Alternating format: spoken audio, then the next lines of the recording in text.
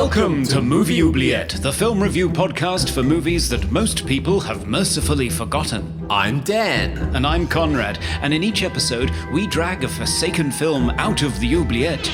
Discuss it and judge it to decide whether it should be set free or whether it should be thrown back and consigned to oblivion forever.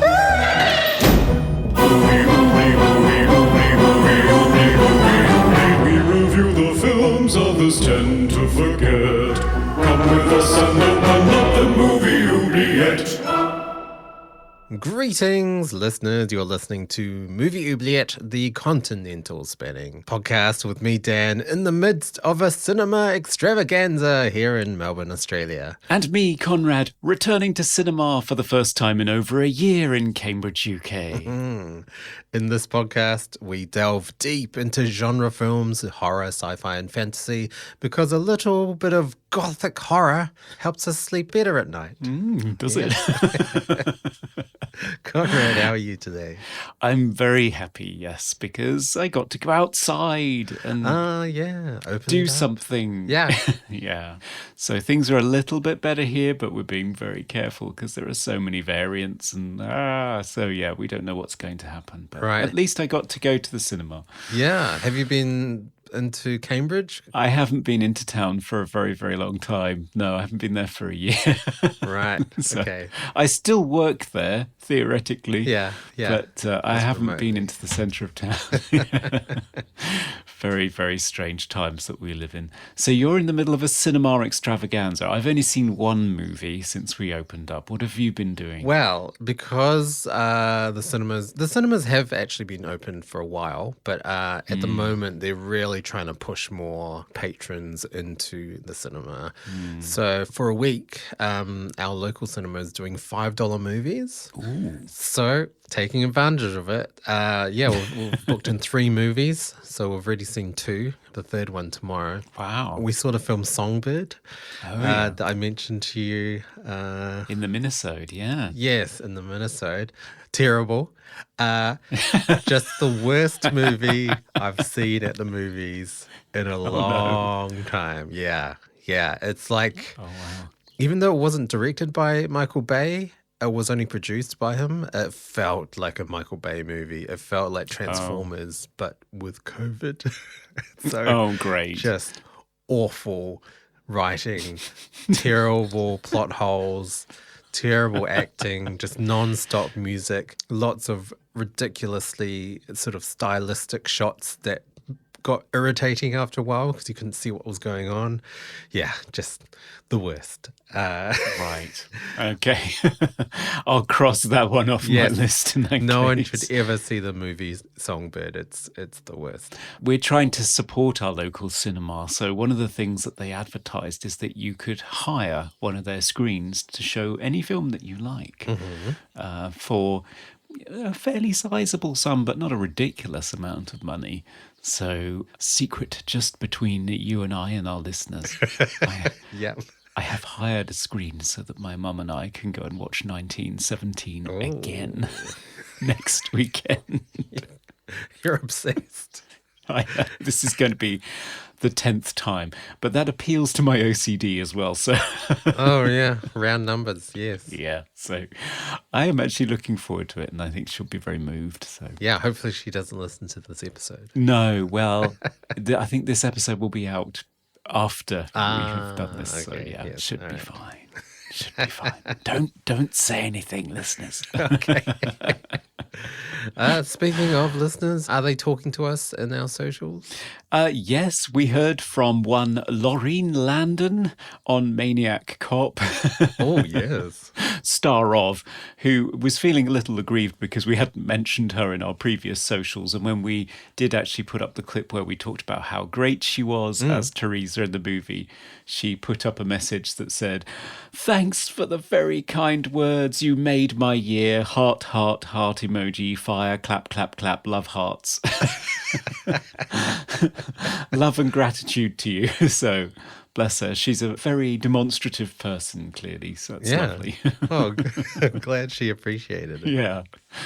And on our previous episode on Night of the Comet, we heard from Clunker Slim, who said it is without doubt one of the best overlooked movies of the 80s. I think it's on Tubi for free right now, or I saw it somewhere else recently. So it is out there for people who want to catch up with it. Yeah, the Tubi selection in Australia is still the worst of the worst, so it's not on Tubi down here. Scott Scotch Howard said, Kelly is fantastic in it, as well as Barbara Crampton talking about Chopping Mall, which we haven't seen. Yeah. It's definitely a fun 80s popcorn movie, and I was totally unaware that it was shot in the same mall. Right, yeah. So now I need to watch them both again soon. So, Oh, yes. You could have your Kelly Maroney Mall double bill if you wish. Ah, of course. Yeah. Yeah. I don't think I've ever done that. Watch two movies set in the same location, like back to back. That'd be quite interesting. No. Chopping Mall, I noticed, is on Prime in the UK at the moment. So it is available for no additional cost if you're a subscriber. On the arcade game Tempest, Will It Work said, my older brother's favourite game. When Replicade first announced their mini version of it, I ordered one for his birthday. Nothing beats a colour vector monitor. So right. There you go. Yeah, I still don't understand it. No, all those blinking lines didn't compute for you. No. It always makes me think of Tron as well, all of those glowing primary coloured lines. Yeah, right. Yeah. I don't understand those really old RPG games as well, where you had to type in commands like walk to the door, open door, enter. Yeah. Oh, yeah. I used to play those. Oh, did you? Oh, wow. Yeah. Go north, move north, walk north. You just kept trying until you found what the actual command was. Yeah. I remember just always trying to hit people, slap shopkeeper. I know that it was quite a fun thing at school to sort of type obscenities in there and see whether they'd programmed any kind of response. But usually they didn't. No, of course not. So, Conrad, we have a little bit of news to share with listeners. Oh, yes. We're involved in Iconicon or IconicCon. I'm not sure how you're meant to pronounce it. But yes, they're Retro Blasting and a load of other 80s pop culture YouTube channels are organising this fantastic online convention in July. And if you would like to come along and see myself and Melinda, Kelly Maroney and Catherine Mary Stewart live online going over Night of the Comet and Chopping Mall and The Last Starfighter and anything else they will put up with questions about for the 30,000th time, bless them, then do come and join us on Iconicon or Iconicon. I'm not sure. It's a convention and it's iconic. That's the thing. You don't even have to leave your house. No, you don't. And neither do we to look at our next film because it's right there in the oubliette, Dan. What's it going to be? Oh, yes. I'll just go grab it.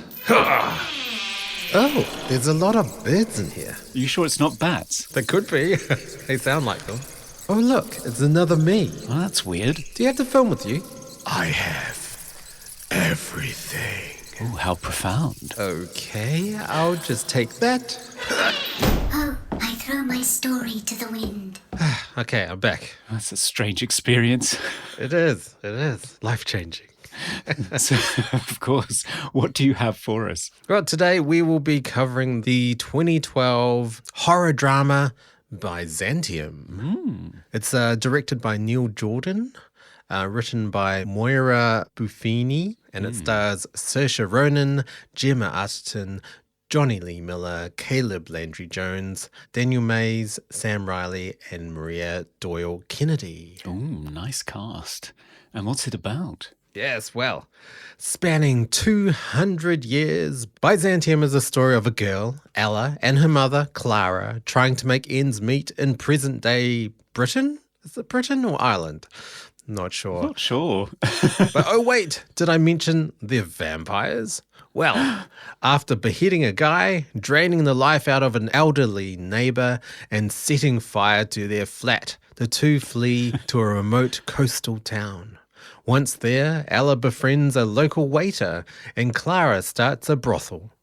Just your usual family antics ensue: murder, prostitution, gothic flashbacks, and creative writing. Meanwhile, the pointed nail of justice pursues them, escalating to a fiery conclusion.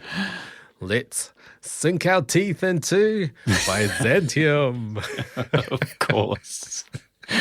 Sounds like a lot of fun. Yeah, After the break. let's do it.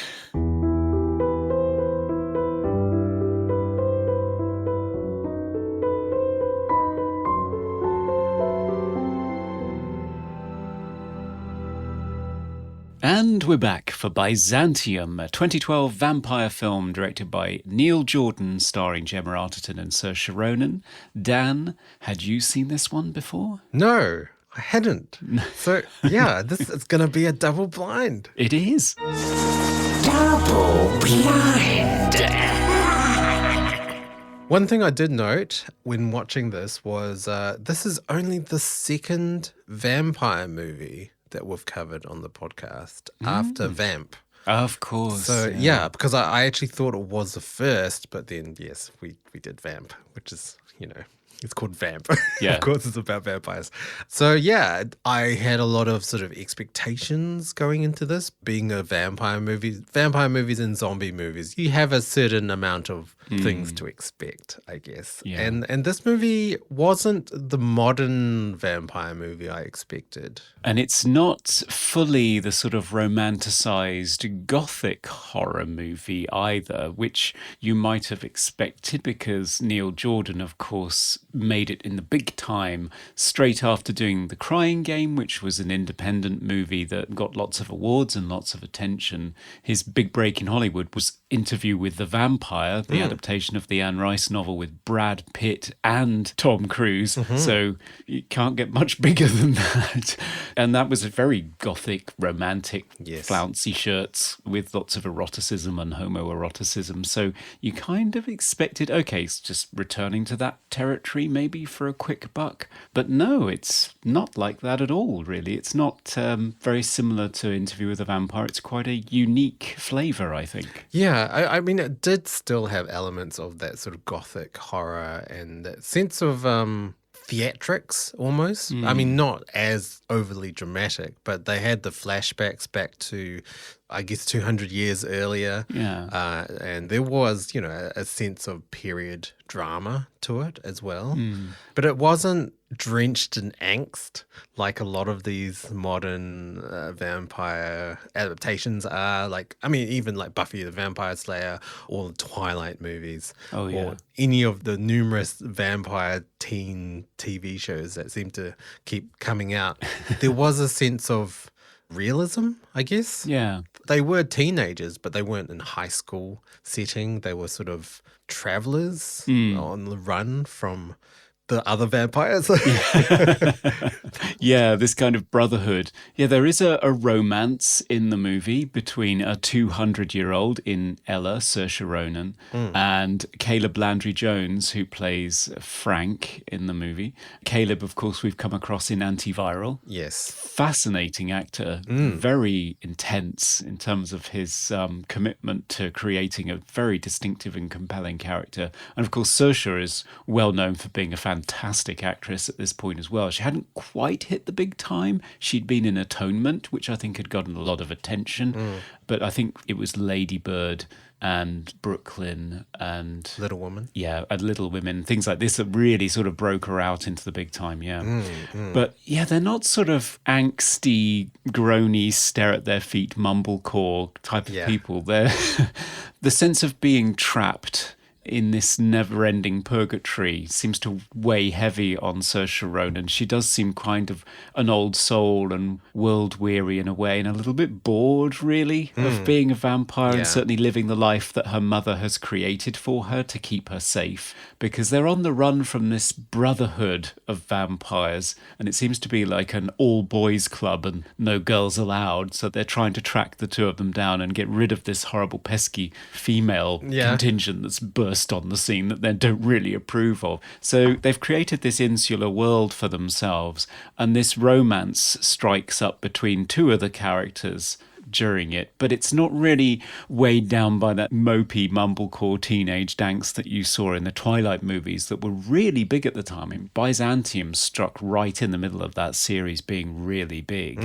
but unfortunately didn't seem to attract any of the same audience, because although it cost about €8 million to make, I think it made $800,000 in the box office, so it I don't know how. That's kind of vanished. terrible marketing or bad timing. That's shocking. It is, yeah. It's a really poor performance. It's quite a compelling story, I think, although it's quite languid. It sort of takes its time in creating a mood. Yeah. Hangs on scenes, like you'll see a scene of Ella, she plays the piano, she's had years to practice, so you'll have long languid scenes of her just playing the piano, just to get the sort of weight of time settle on you as a viewer, I think, just to give a sense of what their life is like. And then this is sort of punctuated by sudden action scenes where they're chased and have to get away from these angry men. Yeah, it definitely is much more of a drama than you would expect from a vampire flick. There are only 2 action scenes, really, the start and the end. Yeah. And they're pretty quick. I mean, they're pretty intense, though. That first one, shocking. I was astounded by that scene. Especially its denouement. Oh, yeah.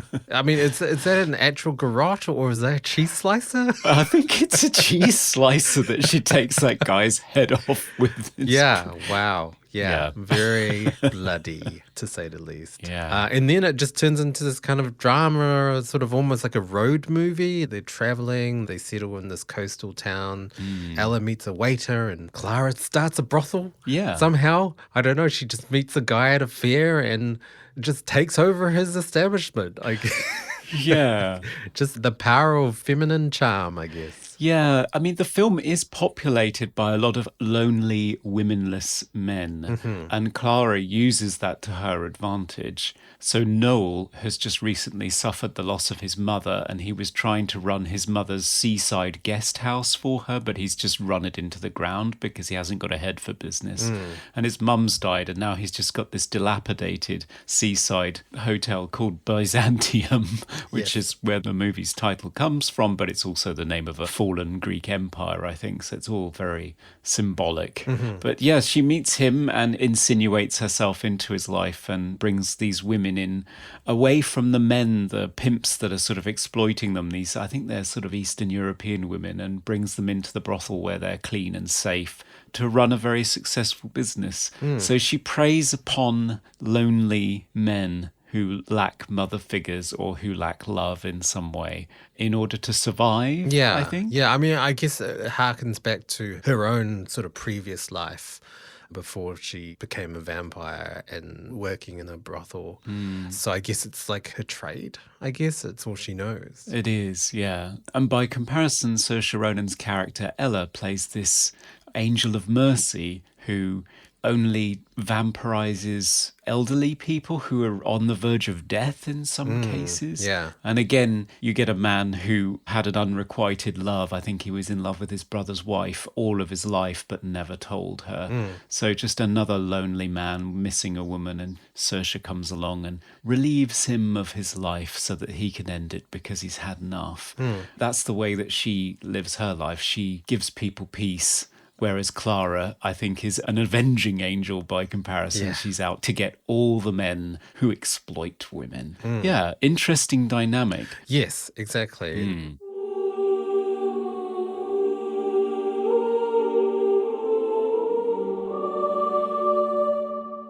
It's interesting, the take on the vampire genre. Yes. Going into any vampire movie, it definitely, my first question is like, what are the rules here? You've got your usual rules of vampires. They can't go into sunlight, and they have to suck blood to live, and sleep in coffins, and they can turn into bats. Yeah. So most of that, not in this. No. They do need to suck blood, but they don't seem to have the vampire teeth. They have this funny nail like a thumbnail that grows.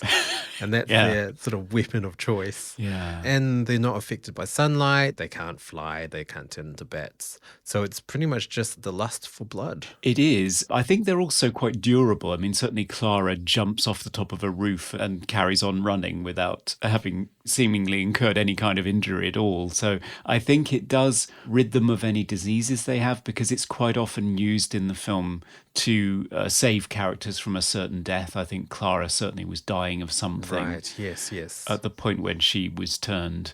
And the All Boys Club was trying to turn Johnny Lee Miller's character, Riven, who is also dying of something horrible. They use it for that. So they seem to have eternal life, and they seem to be unnaturally strong. Yes. Usually, vampirism has been depicted in movies as some sort of animalistic plague that's spreading out of control, that you have to sort of try and get the master one to kill all of the ones that he's turned and stop it before it takes over a whole town. And it's used as an allegory for some sort of disease. So it's been used in the 80s to reflect on the AIDS crisis and so on and so forth. Whereas in this movie, they don't turn each other by biting each other.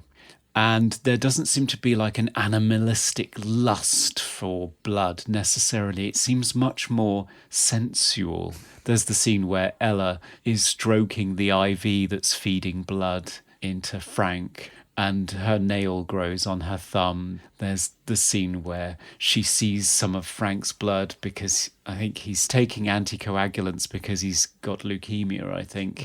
And he cuts himself and he's bleeding, and there's this rag covered in his blood. And the way that she looks at it, she's hungry, but it's more sort of sensual. It's more like she's savouring it. It's not sort of animalistic and desperate.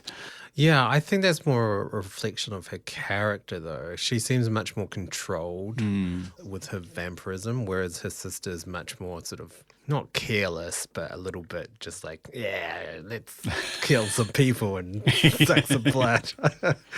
Yeah. I did find their characters quite similar to the two characters in Ginger Snaps, which is not a vampire movie, it's a werewolf movie, but they have a similar dynamic. Like one's a little bit more carefree, a little more sort of sexually awakened or liberated, and the other one's much more reserved and careful. Yeah, and it's a mother and daughter relationship which changes the dynamic as well. Yeah, I kind of didn't, for some reason, when it flashed back, I didn't recognize Gemma Arterton as the flashback mother. I don't know why until like a considerable amount of time.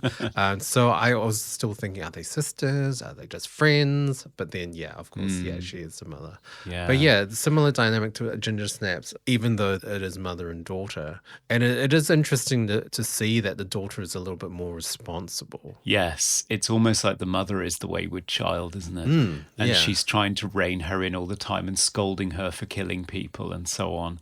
Very interesting dynamic, and it's one that suits the two actresses very well, because Saoirse Ronan has always come across as an old soul. I think it has something to do with the fact that she is an only child. This is something that David Fincher mentioned when he was casting Gone Girl, and he cast Rosamund Pike, and he was looking for somebody who seemed very self-sufficient and very mature and slightly strange. So he found Rosamund Pike, who is an only child, and he said that people who grow up among adults rather than among siblings and other children are different. Right. And I think you can see that in Saoirse Ronan for sure. And whereas Gemma Arterton's always been quite playful, she starred in some St. Trinian's movies, I think was one of the first things that she'd done. And I think she's always regarded as a bit of a sex pot because she's incredibly attractive. Yeah. And as a result, not taken as seriously as I think she deserves sometimes. Yeah. For some reason, her movies, I've only seen like the worst ones. So I've seen her in like Hansel and Gretel, Witch Hunters. And God. Prince of Persia, Sands of Time. Oh, oh no. I have seen her in The Voices, though, which is actually a really interesting movie. It's got Ryan Reynolds in it. So I did think Gemma Arterton was amazing in this, playing that character. It was kind of unpredictable what she was going to do. Yeah, it was. Yeah, she was very dangerous and much more akin to the sort of vampirist character that you usually get in these films. True. Which is hinted at when they're watching the TV and you see a clip from the old Hammer Dracula Prince of Darkness where your typical vixenish vampire woman is pinned onto a table and staked to death. She's all bosoms and teeth and snarling. So, yeah, it's a bit of an illusion and a tongue-in-cheek reference, I think. Yeah. Talking about some of the other actors, yes, Caleb Landry Jones, very interesting characters he always seems to play. I thought his character development was kind of strange, though, because he was quite timid and nervous and introverted at the start, and then he just becomes almost your stereotypical broody teenager by the end. It was, I don't know, strange progression. Yeah, I think possibly because of the effect that Ella was having on him. I think he fell in love during the course of the movie. And it's a fascinating relationship, isn't it? Because she's weighed down by this immortality and the fact that she has to kill people to stay alive. And here is a young man who's had the shadow of death hanging over him all of his life. So the two of them connect in a morbid way. Yes. One thing I will say about Caleb Landry Jones's performance as Frank, I'm not quite sure where he's supposed to be from with that accent. It's kind of a walking tour of the entire English-speaking world. Well, I watched it with Hannah and she was like, is that a Boston accent? And then it was like slightly British at times and then just like a range of, I guess different, possibly British regional accents.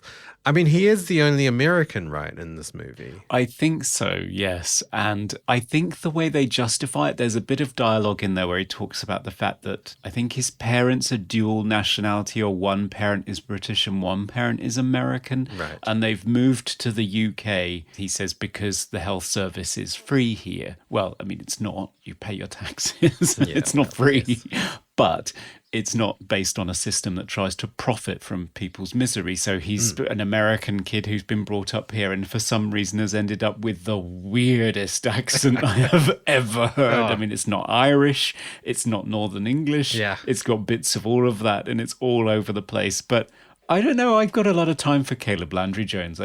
Whatever he creates, I just kind of take it on face value as that's who this character is. Yeah, I think it's because he kind of commits to it. Yeah. Because you're too captivated by his aura of a character that you kind of, it's forgivable that his accent is nondescript. It didn't ruin the movie for me. I still was really into his character and also the themes that he threw up. Yes. Before we get into themes, I did want to mention Johnny Lee Miller. I didn't even recognize him. No, me neither. I forgot he was in the movie until the credits when I saw his name. Completely unrecognizable. Yeah, his acting, I'm floored by the range of characters. Yeah. I mean, compare him to in Hackers being the... Yeah.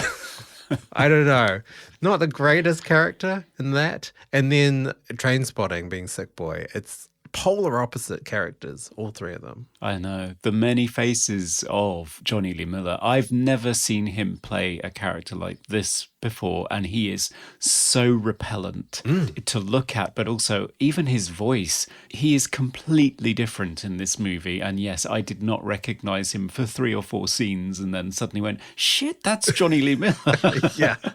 In one close-up, I think, but even his face is, I don't know, well done to him. It's a fantastic performance, and you hate that guy, Captain Riven. He's not a nice guy. No, he's a true villain. Yeah.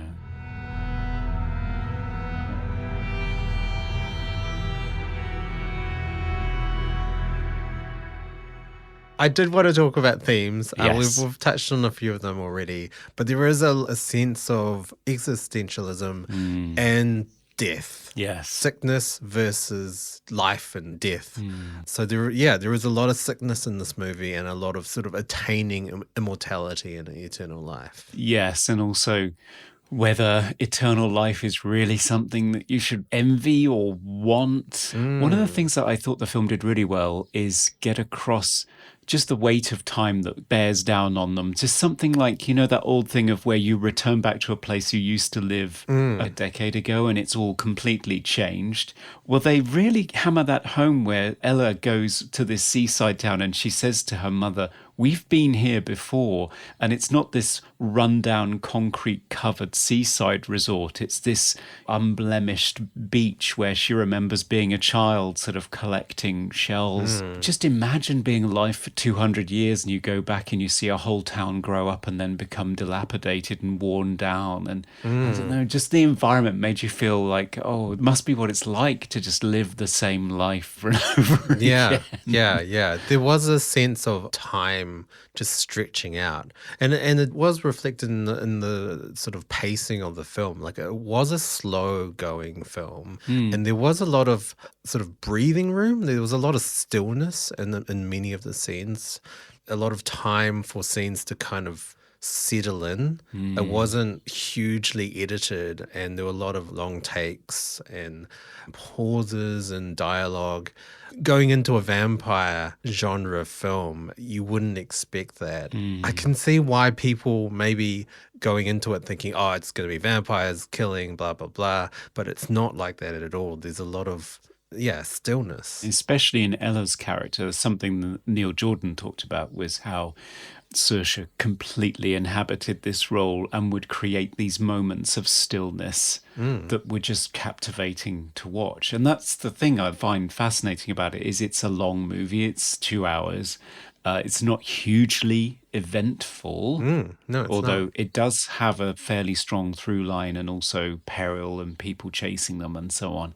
But it does take its time to settle in and create a mood, which you don't see very often. And one of the things that I heard the director mention was that they didn't test the movie at all. Yeah. He and the editor, Tony Lawson, created the movie, the cut that they were happy with, and they just released it. That was it. Yeah, that was actually my impression of the film once I watched it. It felt completely encapsulated as an intentional finished film. It didn't feel like things were missing or things were added extra, or like any reshoots or plot holes or studio intervention. It just felt very contained as a film, and it's kind of refreshing to see that. Yeah, to see a filmmaker's vision unblemished by looped lines of dialogue to clarify where somebody is going and why and all that kind of thing. Yeah. And it's mainly because it felt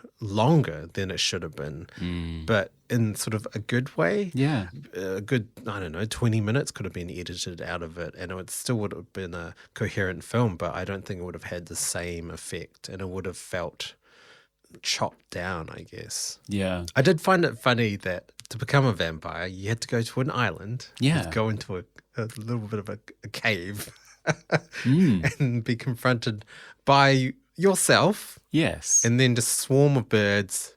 The water turns to blood. You're a vampire. Yes. Yeah. It's different, isn't it? It gives it much more of a sense of ritual and mystery. It's, it's like one of these things where you go to Kong's Island, you have to go on a voyage and a quest for the Golden Fleece or whatever. It's on this one island in this cave. You see, I think it's the devil or something who takes on your appearance and says something incredibly profound and then stabs you in the neck with a thumbnail rather, and sucks your blood, and then you emerge reborn to lie back on a waterfall that turns to blood. And it's visually striking, quite eerie, unique. I haven't seen a vampire movie do that before. No. And to me, it was actually the most gothic part of the movie. It was so theatrical and, like you said, striking. The imagery of the waterfalls behind the shrine turning to blood, and that's one for the movie poster. Oh, definitely. And I think it was actually. I'm sure it was included in trailers and so on. Yeah. And I think it's interesting too, as another theme we should touch on, that it is a boys' club what is it? The long thumbnail of justice or whatever it is. The pointed nail of justice. Yeah, it's just ridiculous. And Clara laughs at them when they mention what they call themselves. But she has stolen her opportunity to live forever. And when she's asked, how will you use this gift? She says, to punish those who prey on the weak, to curb the power of men. And this, she has very good reason for this. She was forced into prostitution by Riven at a very young age, and he tracked down her own daughter and defiled her, even though she took great pains to give her a new life and set her up in an orphanage so she'd have a better chance and pay for her upbringing. So she has very good reason to feel the way that she does. And the men just seem determined. I think, well, they'll put up with her being in the club, but when she turns her own daughter into a vampire too, they think, oh no, hang on, this is just going to spread. We've got to stamp these women out. Yes. But they seem to have absolutely no standards for the men they include in their boys' club, because Riven is repellent. He doesn't have a single redeeming feature. I didn't understand that, to be honest. No. Because, Sam Riley's character, so the good soldier that is nice to Clara, wants Johnny Lee Miller's character to be a bit what? Like, he knows how disgusting he is. After he left him for dead. Yeah. Yeah, exactly. Like, I didn't understand that, to be honest. I don't know. It feels like a comment on the way that these all-boys clubs work. I mean, we have a strong tradition of it here in the UK. They all end up being prime minister. It's not really the best people that end up in these exclusive clubs. It's just an in-group, a clique of people that look after each other, even to the point of immortality, even when they're awful people. And they are. So I felt that it was a comment on that, and I thought that Clara's crusade against them and any other man that prostitutes a woman, it gave Clara a redeeming feature, because she could easily have been the wild one that was killing anybody and everybody, but she wasn't really. She always killed for good reason, pretty much. Yeah, I did like both Clara and Ella as characters, as strong female characters, and kind of being very much in control of any situation, and the men around them being quite, I guess, mesmerized by them, like sort of cast in a spell. I did notice as well that all the kills from Clara and Ella are all men as well. I think there's a woman in the hospital. Is it a woman? I think it is a woman. I thought it was a man. I think it's a woman in the hospital. Okay. Yeah. It was good just to see like strong female characters. They were just strong no matter what. Yeah. I hate it when you watch a movie where they're a strong female character, but then the right man comes along and they fall head over heels. Like even Ella with Frank, she's still quite reluctant and hesitant. She is, because she knows what this will mean for him, and she comes to his rescue at the end. It's another great pair of characters. We've been on a good run with this recently with Night of the Comet, haven't we? Yeah, we have. Yeah. Now it's time for Random Trivia. So, Dan, what fascinating piece of trivia did you discover on a remote island today? Well, this one is for you Star Wars geeks out there. The vampire transformation shrine location for this movie was filmed on Skellig Michael off the Irish coast, and is the same location as Luke Skywalker's refuge in Star Wars Force Awakens and Last Jedi. Oh, wow. So that's the place where he milks that alien and drinks the blue milk. That's it. It's also where you become a vampire. Apparently. Wow, he didn't discover that hut, did he? No. Could have changed the whole franchise. Oh, yeah. Possibly for the better. Oh, yeah. Vampires in Star Wars. Yes, please. That would have been great. Yeah, also, interestingly, they chose that location after scouring the entire coast of Ireland or something. And then they came back and said to the director, here's the island, it's perfect. And the director said, that's literally right in front of my house. Oh, really? Yeah.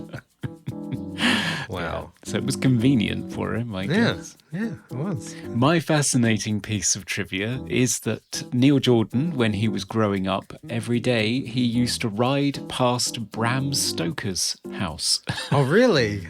Oh, wow. Yes, Bram Stoker, the author of Dracula, and therefore pretty much the creator of the genre, pretty much as we know it. So, yes, there we go. There is a deep vampire connection for Neil Jordan. Yeah. And that's our trivia. Yes.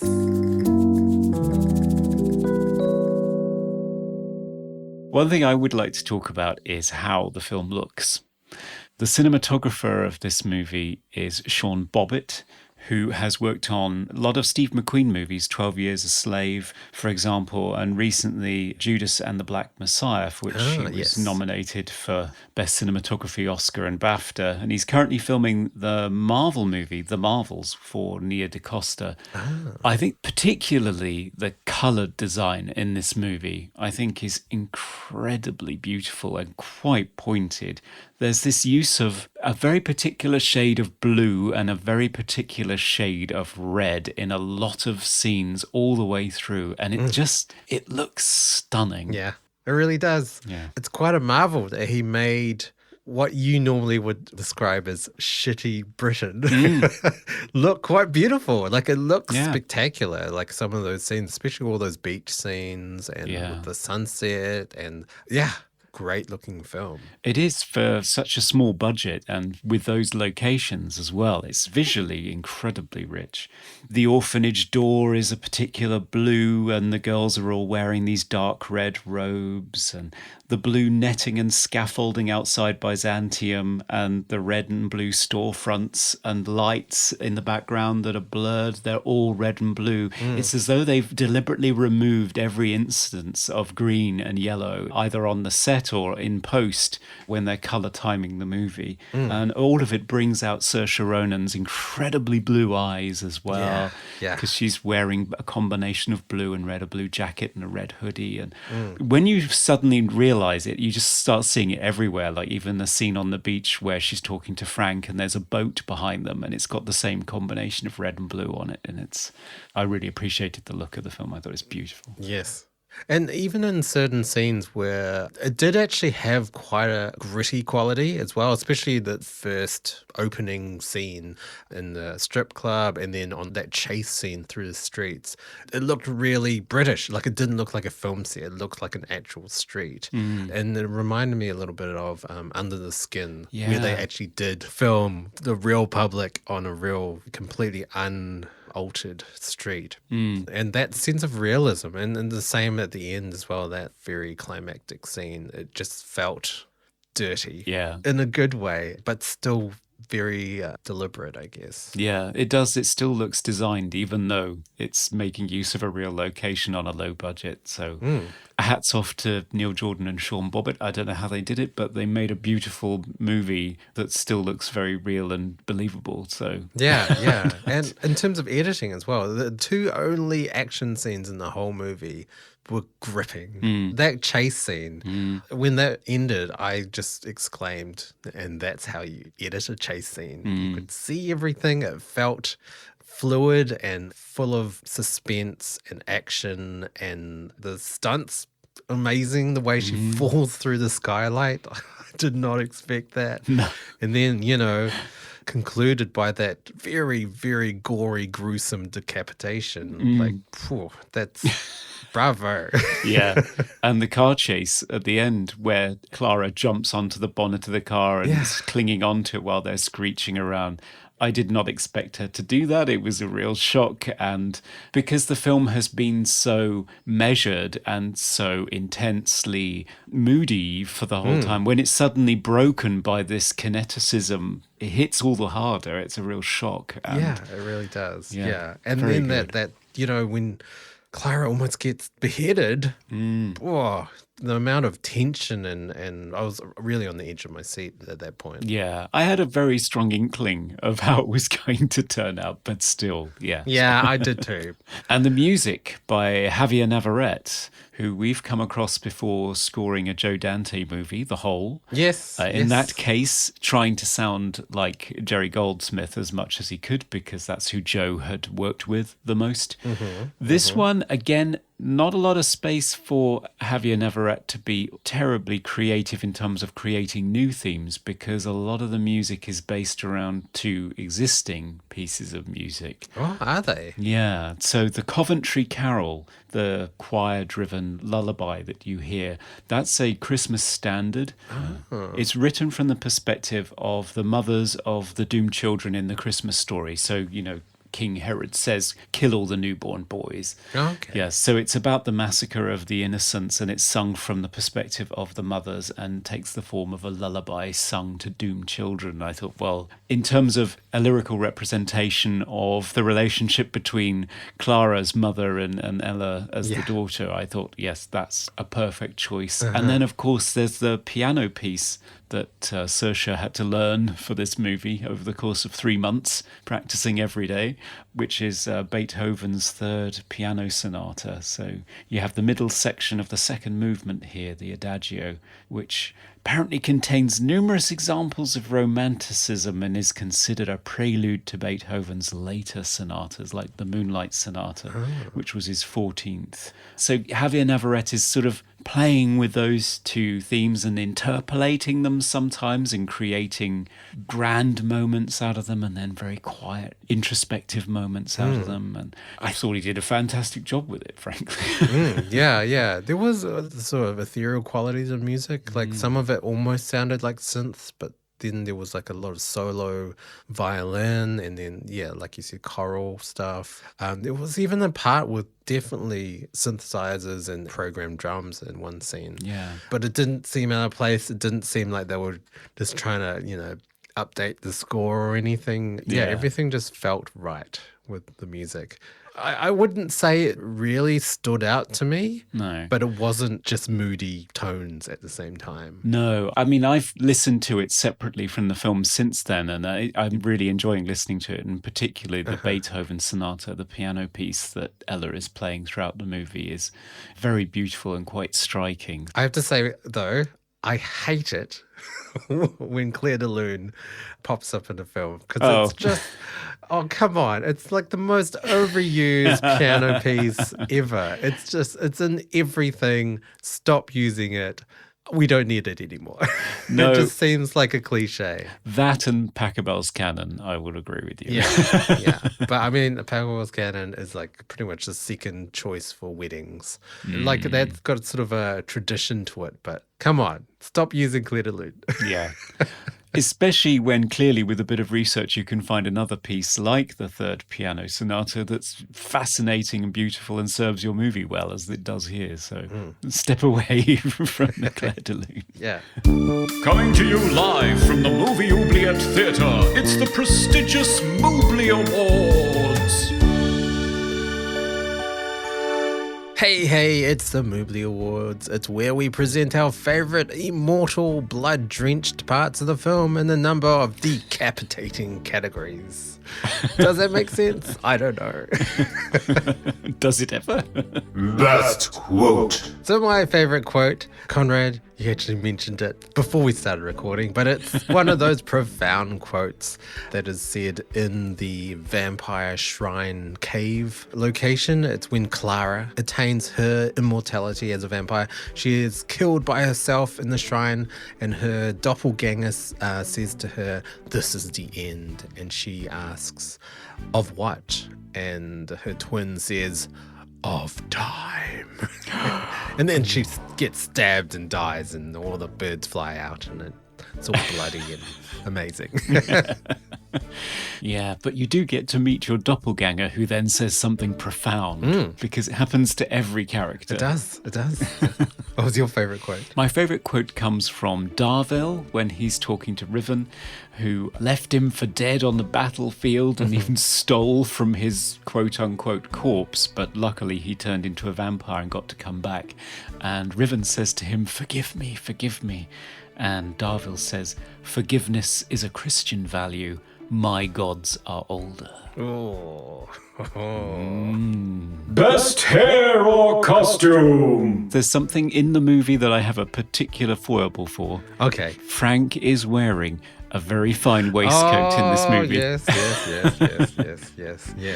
It has, it's black with these dark blue diamonds, and this plus the sort of voluminous shirts he wears and tight jeans make him look like a dandy from years of old, like a Byron-esque poet with a wasting disease because he's opium addicted. He fits right in. I mean, he's just dying to be turned into a vampire. Yeah, I did find that scene a bit odd.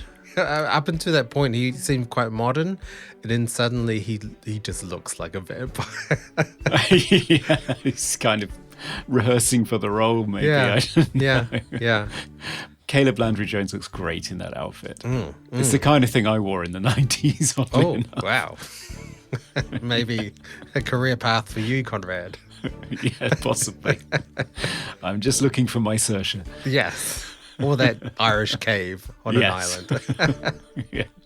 What about you for hair or costume? Well, I think it's the most striking part of the movie, but the sort of Red Riding Hood cardigan, jacket, coat that Saoirse wears, it's very striking. Similar to the character that we saw in Hard Candy as well. Yeah. I mean, it's essentially a fairy tale, so it makes sense.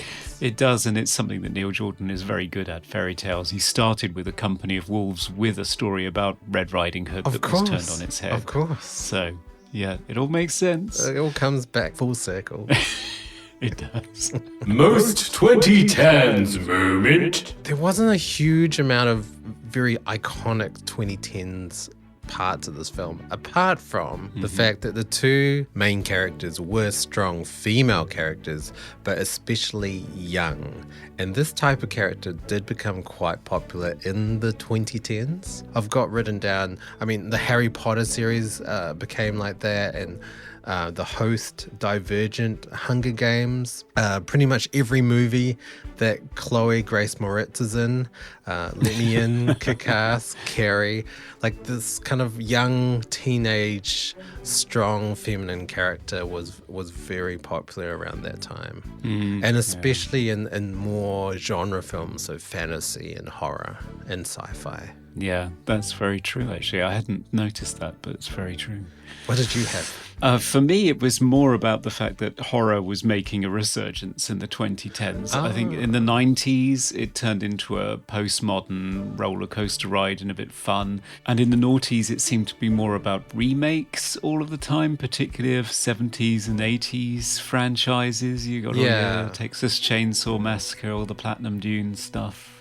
Yeah, a lot of found footage as well around that time too. Oh, yeah, exactly. And then all of a sudden in the 2010s, you're getting things like Get Out and Us and Hereditary and Midsommar, and you're getting original, non-franchise, non-remake storytelling. And I think Byzantium fits really nicely into that trend. Favorite scene? My favourite scenes are the turning scenes, especially Saoirse Ronan's, but I like Clara's as well.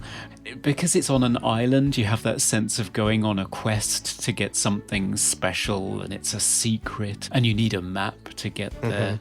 And it's not sort of that vampirism spreading like a disease and something grotty. It's something to be sought out and attained for the very special few, and all it entails is going into a cave with sort of like a bat cave, like the Dark Knight, with swirling flocks of something, and then you meet, I think it's the devil. They call him the oldest saint, which I guess is the devil. I'm not sure. But whatever it is, it appears as your doppelganger, says something profound, kills you. And then when you come out, you're in like this gothic shampoo commercial, sort of languishing on the rocks as the water turns blood red as it cascades down the sides of the island. I don't know, it's just so rich and theatrical and visually marvellous and creepy and not at all what I was expecting, and I've never seen anything like it, so I really enjoyed it. Yeah. What was your favourite scene? I mean, obviously that's the most striking, I would say, but I really did like the scene with Frank when he has an accident. Oh, yeah. And he falls off his bike with Ella and he's cut his wrist, and then you find out that he's, taking anti-clotting medication, so his blood just pours out of him, and it's just really intense. And there's no score in that scene. It's just him stumbling down the road with this bloody arm. And then when he reaches his house and he drops the bloody cloth on the ground and Ella's sort of confronted with the hunger of blood, then it turns into this sort of otherworldly scene with everything in slow motion, all the dialogue's all echoey and muffled, and then the score takes over and it, like, time slows down as Ella's overwhelmed by her bloodlust. And it's just a really well constructed scene that had a lot of sort of tension and sort of urgency to it. Really liked it. Yeah. Most cliche horror moment. The inclusion of sex in vampire movies is kind of a must. Like, you have to have some sort of lust involved, but it's almost not glorified in this movie. Like, for Clara, it's just a job, and for Ella, she doesn't actually have sex. They only kiss like once. So yeah, it kind of doesn't go full vampire sex, but it's still there, I guess. Yeah. So how about you? What was your cliche for this film? My cliche for this film is the fact that there is a finale in a fairground, which I think is somewhat of a cliche for a genre movie, that you end up at a fairground. But I think it's typical of this movie that it's a rundown fairground. It's closed. They don't end up in a hall of mirrors. They don't end up on the big wheel and falling off it. It's fairly low key, and that isn't the main reason for the scene. So it's just sort of there and symbolic of the degradation over time more than anything else. So it's not so much of a cliche. They kind of, like the vampire lore, they turn it on its head a little bit. So, but still, it ends in a fairground. Yeah. Best special effect. I think we're going to both pick the same one here. Isn't it the juicy beheading right at the beginning of the movie? Yeah. Yeah, I actually was going to pick the growing nail. I mean, it's simple. It's very well done. It's very simple, and I guess CGI, but you can't really tell. I don't know. It was very simple, effective. It didn't look silly. Yeah. Completely believable. But I mean, yeah, the beheadings though. Pretty. Oh, yeah, that first beheading, just, I don't know, I couldn't get past that. It was just so surprising and shocking and completely believable and disgusting. Yeah. So it stayed with me, so that stays as my favourite. Yeah. Favorite sound effect. My pick for sound is actually more of a score element. So it's every time Ella had sensual moments with blood, there was a sound that almost sounded like cicadas or crickets, like a kind of a high hissy rattly sound that sort of appeared every time. And I think it was a score element, but it made every scene with that in it much more ethereal, much more otherworldly, and like she was getting drawn into her hunger. The only thing I spotted was the neck break. Poor Morag, the school teacher, who ends up getting her neck broken for no reason right at the end of the movie by that sort of bald, lurchy kind of guy. And that was quite a nice neck break because it did actually sound bony and clunky rather than like a stick of celery and crisp. It sounded quite sort of, horrible. Yeah, and so just almost offhanded. as a kill. Yeah. Just no thought involved. Yeah, she was making a noise because she was panicking. So he breaks her neck and says, I hate these shrieking women. Yeah. I just think, well, that's the whole problem, isn't it? Yeah. Most funniest moment. Yeah, the film isn't hilariously funny. Saoirse Ronan was saying that when they held the first screening, the premiere, that people were laughing because of Neil Jordan's little streak of black comedy that he can't help but put into things. But I didn't see a lot of it in this movie, to be honest. Did you find anything? This was completely unintentionally funny, surely. Right. But the emergence of that massive sword from the boot of Darvel's car. I mean, how do you conceal something like that? I know. It's How does he get it huge. through customs when he travels from one country to another? I mean, there's no way you're getting that on a plane. I'm sorry. Yeah, and it's a curved, like almost like a cutlass from Byzantium times, they say. Apparently, yeah. Another cool bit. I just laughed at that because it was just like, where did that come from? I know. The only scene that really made me laugh came from Clara. And again, it just comes from the script because the script is so wonderful.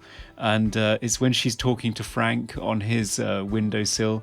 And she says, I must say, you are Ellie's type. Earnest, clueless, but sexy as a pair of shoes. What a compliment. I know. I've never heard that phrase before, but it's perfect. I completely get exactly what she means. Yeah, sure. And that's our Mooblies. Yeah. Hi, this is Jonathan McIntosh of Pop Culture Detective Agency, and you're listening to Movie Oubliette.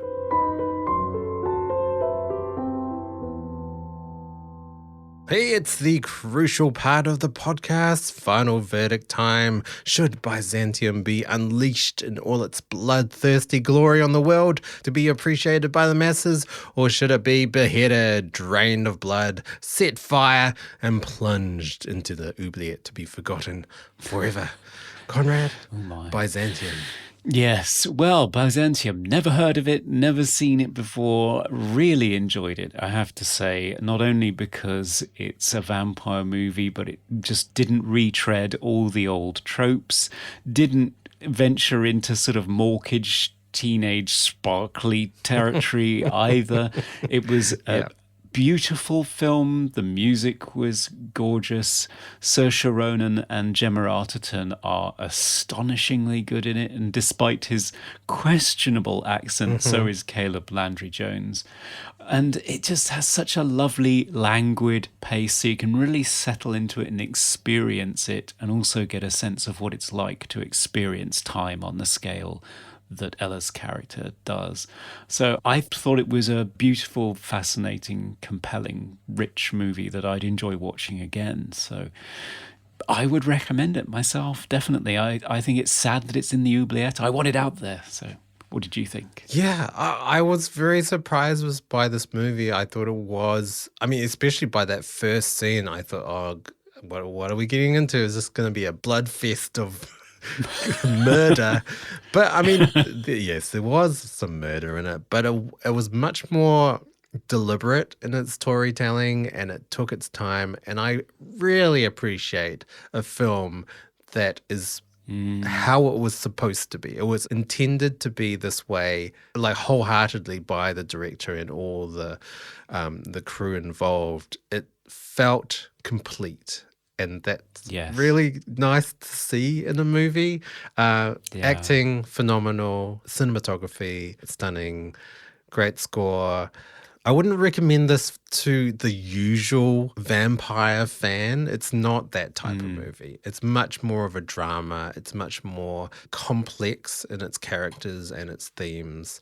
It's not really even a vampire movie, even though it really is. And it does have some nods to gothic horror, which was nice. You don't really see that in vampire movies these days. So yes, I would really, really recommend it to people that have sort of patience for a drama.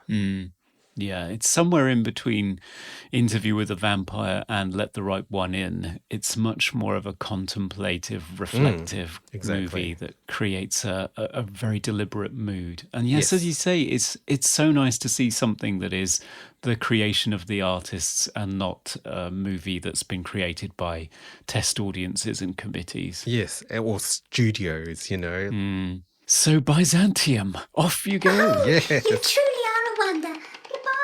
Ah, nice to see another one flee the coop. So what are we doing next time, Conrad? Well, next time we are making a complete shift in terms of time period, country, genre. Well, the genre is still the same. So we're dealing with witches rather than vampires this time. And we'll be watching something in Russian language for the very first time, watching the 1967 horror film V. Oh, I've not heard of this. No. Nor have I seen a Russian 60s movie ever. And I'm probably not even pronouncing correctly. It might be Vi. Oh. I'm not sure. Anyway, directed by Konstantin Yershov and Georgy Kropashov. Starring Leonid Karevalov. Yeah, I'm not going to know any of these people. This is going to be a complete journey of discovery for us. Yes, I mean, for listeners out there, how do you spell the title? VIY. Yeah. Okay. And it is out there on streaming and remastered on Blu-ray if you want to check it out. But it'll be good to get into this era of movie making and this country's movie making because we've never experienced something from Russia before. Russian cinema is still an enigma to me. I've barely seen any, and it's always quite different. Oh, yeah. No, I've just seen the odd Tarkovsky movie, and that's it. So this will be fascinating. And we will be helped by a guest. We will. We will be helped by someone who will probably be more well-researched than we will be. So really looking forward to hearing what they have to say about the movie too. Yes. Yeah. And if you want to look forward to our future episodes, keep up to date with our socials. We are on Facebook, Twitter, and Instagram as Movie Oubliette. Yes, you can email us at movie.oubliette@gmail.com. Yeah, we love your emails, so please send them in. Yes, and if you would like to support us, head on over to Patreon, where for as little as $1 you can nominate and vote on future films for us to cover in episodes, and for $5 you get access to exclusive minisodes where we review new films. Yes, we have a minisode coming out on the film Oxygen. Yeah, Alexandre Ajar's new movie, so that should be interesting. Yes. And if you haven't already, please give us a rating and review on Apple Podcasts or whatever other podcast platform you are listening to us on. Indeed, yes. We need the ego boost. Yes, of course. Thanks for listening. Bye for now. Goodbye. We review the films others tend to forget. Come with us and open up the movie oubliette. It is still a fact that the day you are born is the day you're most likely to be murdered.